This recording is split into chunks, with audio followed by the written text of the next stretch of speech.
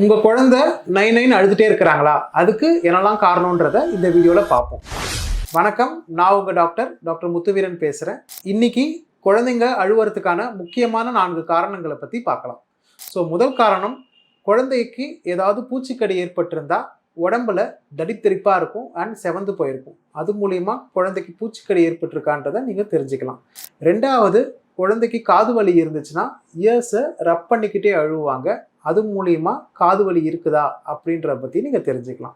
And மூணாவது, குழந்தைங்களால் மூக்கு வழியாக சுவாசிக்க முடியல அப்படின்னா குழந்தைங்க சுவாசிக்க கஷ்டப்படுவாங்க, வாய் வழியாக மூச்சு விடுவாங்க.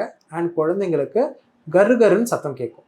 இது மூலிமா அவங்க மூக்கு வழியாக சுவாசிக்க முடியலன்னா அழுவாங்க. அண்ட் நாலாவது, ரொம்ப முக்கியமானது, ஈவினிங் டைம் ஆனால் குழந்தைங்க ரொம்ப தொடர்ந்து அழுதுகிட்டே இருப்பாங்க. பால் கொடுத்ததுக்கப்புறம் ஈவன் தாய்ப்பால் கொடுத்தாலும் அழுகையை நிறுத்த மாட்டாங்க.